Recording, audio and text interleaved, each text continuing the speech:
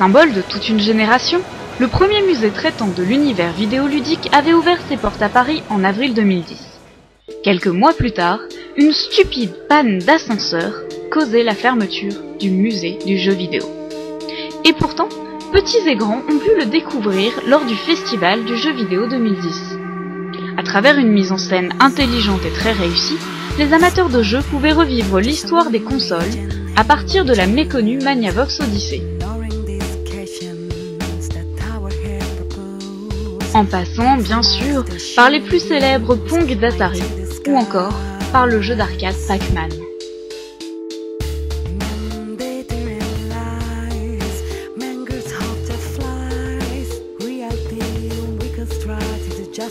Un espace était réservé à l'exposition de consoles et d'accessoires. Une petite visite, ça vous tente ?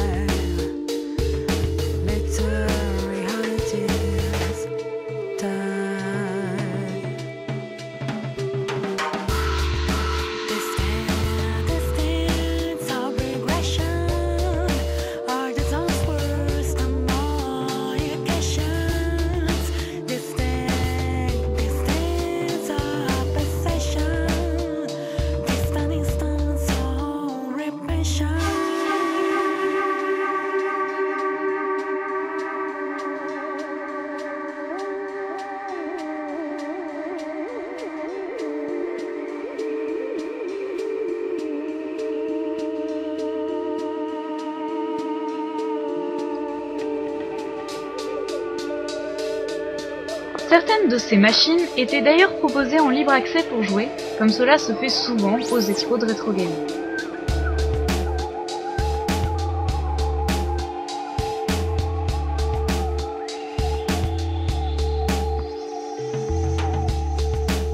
Il n'y avait pas que des machines à cartouches, disquettes et autres supports, mais aussi des types de jeux un peu moins connus.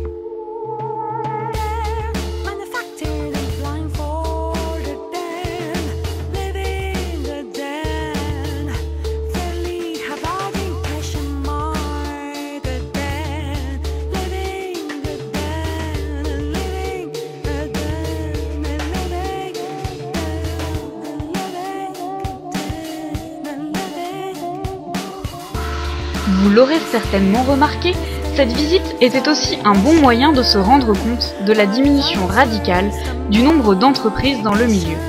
Exit, Panasonic, Philips, Mattel et même Sega qui fait toujours des jeux, mais plus aucune console depuis la Dreamcast.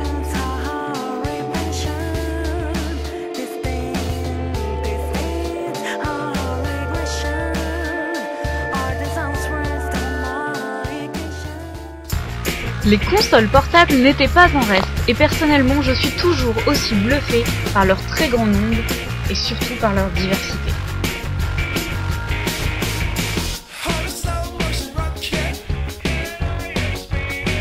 Une vitrine était réservée aux fameux Game & Watch, les portables qui ne contenaient qu'un seul jeu. Et déjà, quand on regarde bien, la DS Double Screen pointait son nez. Finalement, ça n'a pas changé tant que ça, n'est-ce pas ?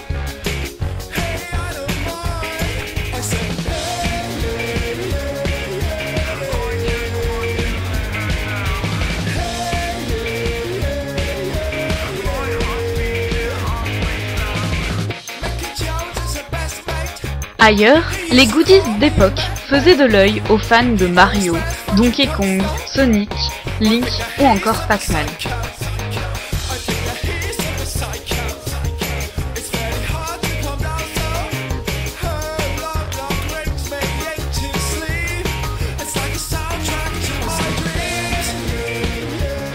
Ah, ce qu'elle était bien cette expo. Bon alors, quand est-ce qu'il rouvre ce musée ?